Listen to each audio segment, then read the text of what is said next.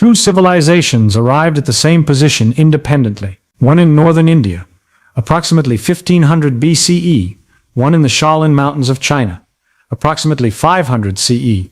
Neither had contact with the other. Neither had instruments capable of measuring blood pressure, lymphatic flow, or growth hormone concentration. Both prescribed the same posture.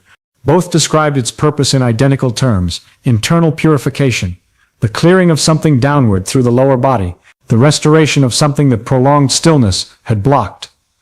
They called it Utkatasana. They called it Mabu, fierce seat, horse stance. We call it a wall sit.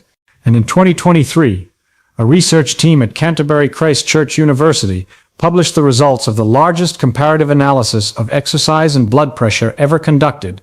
270 trials, nearly 16,000 participants. This position held for 2 minutes outperformed running for blood pressure reduction. It outperformed cycling.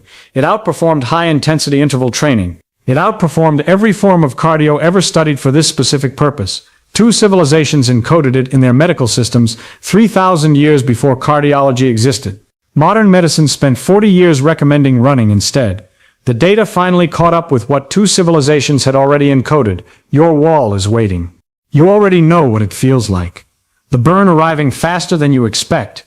Not at the surface, deeper, in the belly of the muscle, where nothing changes it except standing back up. The mounting pressure with no negotiation, no position shift that helps, no adjustment that buys more time.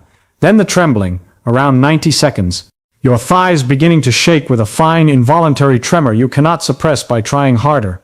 That trembling is not weakness. It is your nervous system cycling through its motor unit reserves, exhausting one pool of muscle fibers and recruiting the next, alternating in rapid succession to sustain the load.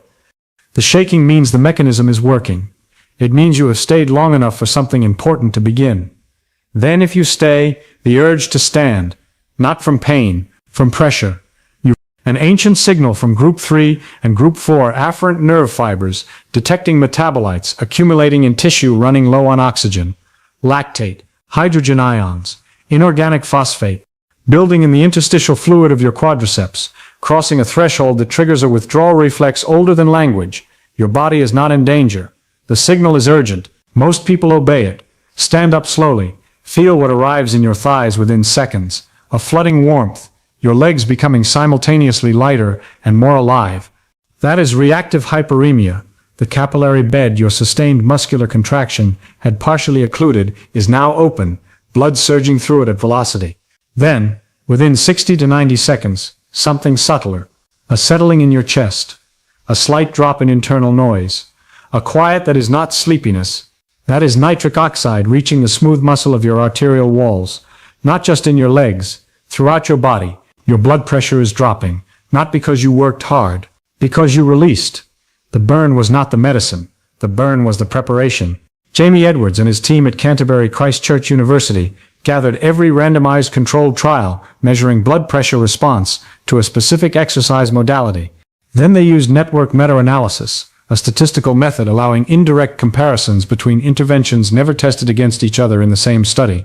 A controlled tournament. Blood pressure reduction as the only prize. 270 trials, 15,827 participants. British Journal of Sports Medicine, 2023. When the ranking resolved, it did not produce a close result. The isometric exercise data sat at the top with a margin that was not ambiguous. The position requiring no elevated heart rate, no equipment, no movement whatsoever had won. Isometric leg exercise ranked first.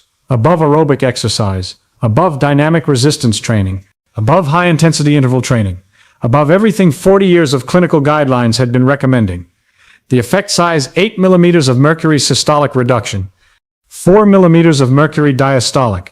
The epidemiological literature on blood pressure, tracking millions of people over decades, consistently finds that an 8 mm of mercury reduction in systolic blood pressure is associated with approximately a 22% reduction in cardiovascular mortality risk.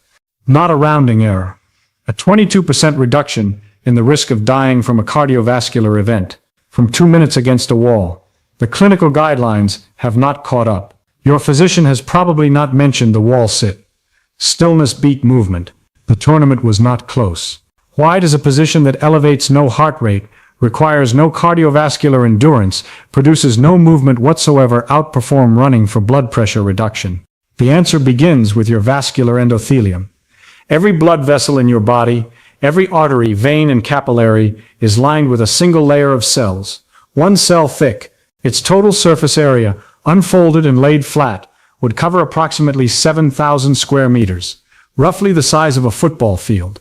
It exists entirely inside your skin. This layer is not passive. It is your body's largest endocrine organ, and it produces a gas called nitric oxide. The enzyme responsible is called NOS, endothelial nitric oxide synthase. It converts L-arginine into nitric oxide using oxygen as a cofactor, always present in your endothelial cells. Not waiting to be manufactured, waiting to be activated. The activation signal is mechanical, specifically shear stress. The force exerted on the endothelial surface by blood flowing past it at high velocity.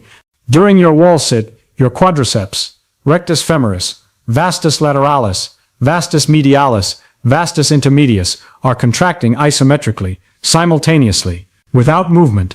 Intramuscular pressure rises with each passing second. As that pressure rises, it compresses the capillaries running through the muscle belly.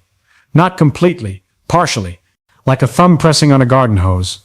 Blood flow through your quadriceps is partially occluded. Metabolites accumulate. Afferent signals fire upward. The moment you stand up, that thumb lifts. Intramuscular pressure drops instantaneously. The capillary bed that had been partially compressed is suddenly open. The blood that had been building pressure behind the occlusion surges forward at velocity. That surge is reactive hyperemia, and it is the activation event. Your endothelial cells experience acute shear stress. The NOS enzyme activates. L-arginine converts to nitric oxide within seconds. The gas diffuses freely across cell membranes into the smooth muscle wrapped around your arterial walls. Nitric oxide binds to soluble guanylate cyclase. This produces cGMP. The cGMP drives smooth muscle relaxation through a cascade that self-perpetuates for 20 to 30 minutes long after the nitric oxide itself has vanished.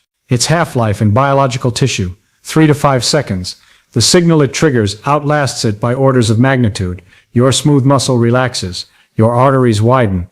Not just in your legs, throughout your entire peripheral arterial system. The vascular bed of your whole body responding to a signal generated in the endothelium of your thighs.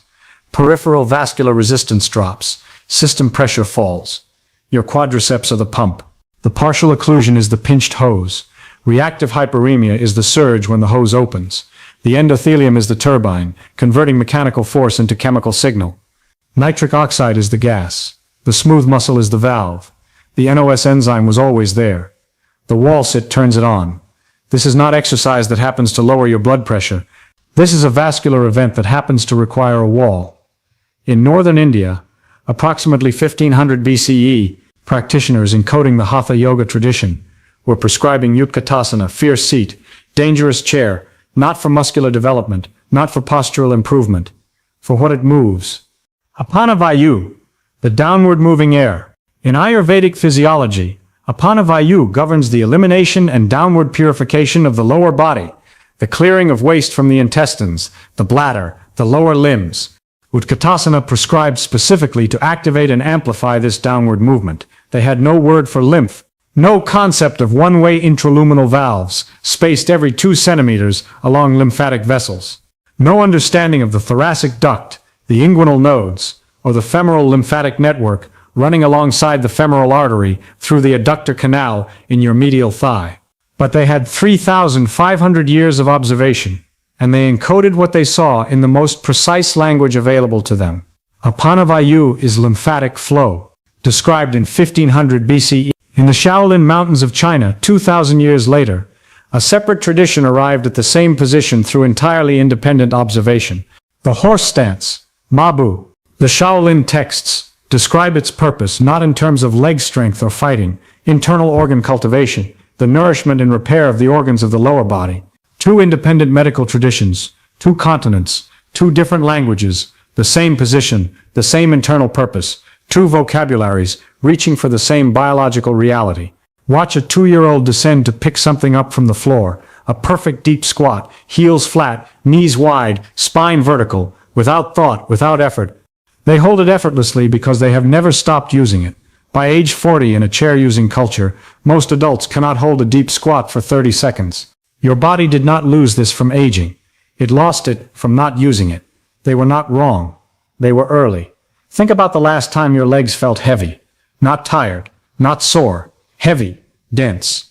Like something was pooling in them that was not moving the way it should. That was lymphatic stasis. Fluid accumulating in your lower limb tissue because the pump had stopped working. Your quadriceps were not loaded. The valves were not being driven. Your lymphatic system was running at somewhere between 1 and 2% of its optimal flow rate. Not because it was diseased, because you were sitting in a chair. Your cardiovascular system has a heart, 4 chambers, a lifetime contractile output measured in billions of beats. It never stops. Your lymphatic system has none of this. No heart, no pump, no dedicated motor of any kind. The network responsible for clearing metabolic waste from your tissues, trafficking immune cells to sites of infection, draining excess fluid from your interstitium, depends entirely on muscular contraction to move fluid through its vessels. The rhythmic compression and release of muscles surrounding lymphatic vessels drives lymph forward through one-way intraluminal valves spaced approximately every 2 centimeters. Each compression advances the fluid 1 step. Each valve prevents backflow. Without muscular contraction, lymph accumulates where it is. The system does not fail dramatically, it stagnates. Quietly. Now consider where the largest concentration of lymphatic tissue in your body is located. Not in your neck, not in your armpits, in the muscles of your lower body.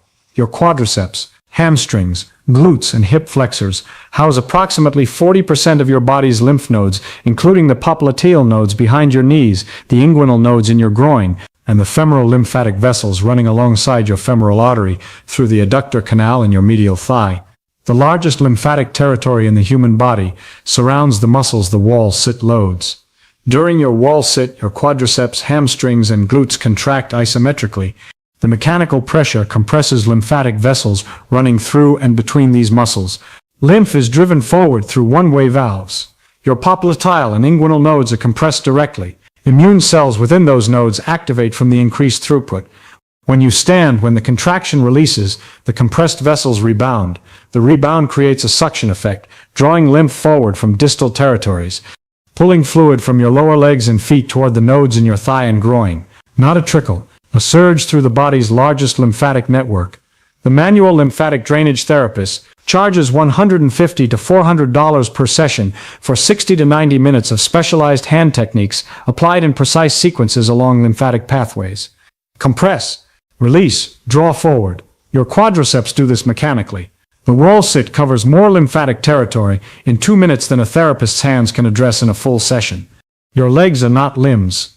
They are your immune system's only pump. The lymphatic system has no heart. Your quadriceps are the heart. For 4 decades, exercise scientists were looking in the wrong direction. They were measuring what happens to blood pressure during exercise. Heart rate goes up. Cardiac output increases. The system adapts over time. Plausible. Supported. Reflected in every major guideline. There was a second assumption, so intuitive, it was nearly invisible. The therapeutic effect happens during the exercise. This made the isometric data difficult to interpret. Because during your wall sit, blood pressure does not drop. It may rise slightly, as your cardiovascular system works to maintain perfusion pressure through a partially occluded vascular bed. The effort is real, but the blood pressure is not falling while you hold the position. Your wall sit's therapeutic effect is a post-exercise event. The reactive hyperemia cascade, nitric oxide release, smooth muscle relaxation, peripheral vascular resistance drop, arrives after you stand up. The hold creates the condition. The release delivers the medicine. Running does not produce this event. Blood flow during running is continuous and dynamic. The shear stress on the endothelium is distributed, lower in peak intensity than the surge produced by reactive hyperemia. The wall sit generates a controlled vascular event, pressure building, then release. A mechanical stimulus to the endothelium that running does not replicate, the position used in school gymnasiums as punishment. The position 2 ancient medical traditions prescribed for internal purification was producing a post-hold vascular cascade that 40 years of exercise science had not formally ranked, because the field was measuring what happened during exercise, and the wall sit's effect happens after it. The medicine was always in the release. Go back to the burn in the front of your thighs. Rectus femoris, vastus lateralis, vastus medialis, vastus intermedius. Together, your quadriceps femoris, the largest muscle group in your body, at a rate of 8 to 12% per decade after 40. In the absence of adequate loading, your quadriceps are losing mass. Quietly, incrementally, 1% per year, 8% per decade, 20 to 24%, potentially lost by 60 if the loading signal has been absent. A desk, a car, a couch, a chair that holds the hips at 90 degrees and asks nothing of the quadriceps for 10 hours of every day. Here is what that loss means. Quadriceps cross-sectional area is among the strongest physical predictors of all-cause mortality in men over 45. Not cardiovascular fitness measured by VO2 max, not grip strength, not resting heart rate, not blood pressure itself, the muscle at the front of your thigh. Men in the lowest quartile of quadriceps strength carry a 30 to 40% higher risk of death within the next 10 years compared to men in the highest quartile. Replicated across multiple independent longitudinal cohort studies, the mechanism runs through 4 simultaneous pathways. Your quadriceps is the body's largest glucose sink. When it atrophies, your capacity to clear glucose from the bloodstream decreases. Insulin resistance accelerates. The cascade from insulin resistance to cardiovascular disease to mortality is well characterized. Your quadriceps is the primary non-pharmacological trigger for growth hormone release. Sustained isometric load sends signals through group 3 and group 4 afferent nerve fibers to your hypothalamus, which releases growth hormone, releasing hormone into the hypothalamic pituitary portal system, which drives your anterior pituitary somatotrophs to release growth hormone into circulation, 3 to 4 times your resting level, arriving within 20 to 30 minutes of the hold. Growth hormone declines 14% per decade after 30. By 55, most men are at approximately 50% of their peak output. By 65, approximately 35 to 40%. The wall sit does not restore youth. It sends the signal the body was designed to receive, that sedentary modern life has stopped sending. Your quadriceps is the structural anchor of everything that keeps you upright and mobile. When it weakens, your gait mechanics change. Your pelvis shifts. Your lumbar spine compensates. The cascade from quadriceps weakness to spinal degeneration, to chronic pain, to reduced mobility, to further atrophy, is not theoretical. It is the functional decline trajectory most men over 60 are already on. And the fourth pathway, brain-derived neurotrophic factor, BDNF, the protein most responsible for neuron survival, new synaptic connections, and protection of existing neural circuits against age-related degeneration. Large muscle isometric loading triggers BDNF elevation that crosses the blood-brain barrier and acts on your hippocampal and prefrontal circuits. The cognitive clarity arriving 15 to 20 minutes after the hold is not placebo, it is trophic factor reaching neural tissue. The muscle burning in your thighs is the one most correlated with whether you are alive in 10 years. Not your heart, not your lungs, not your VO2 max. Your quadriceps? Consider what it would cost to replicate what the wall sit does, medically, professionally, pharmaceutically. For the blood pressure reduction, a prescribing physician at $150 to $300, a blood panel at $100 to $400. A prescription, ACE inhibitors, ARBs, calcium channel blockers, or thiazide diuretics, running $20 to $400 per month. Follow-up appointments at $100 to $200 each. Side effects, ACE inhibitor cough, affecting 10 to 20% of patients, ankle edema, electrolyte imbalances requiring ongoing monitoring. Average effect of a first-line antihypertensive, 5 to 10 millimeters of mercury systolic. The wall sit, 8 millimeters of mercury systolic. Largest comparative study ever conducted. No prescription, no side effects, no copay. For growth hormone, an endocrinologist at $300 to $600, daily subcutaneous injections. The pharmaceutical, $500 to $1,500 per month. IGF-1 monitoring at $100 to $300 per test. Side effects, insulin resistance, joint pain, carpal tunnel syndrome, potential oncological implications. Not FDA approved for age-related GH decline in the United States. Prescribed off-label. Your wall sit triggers a 3 to 4-fold increase in your own growth hormone from your own anterior pituitary through your own hypothalamic pituitary axis. Same molecule, same gland. No needle, no prescription, no oncological risk profile. For the lymphatic system, a certified lymphedema therapist. Sessions of 60 to 90 minutes, $150 to $400 per session.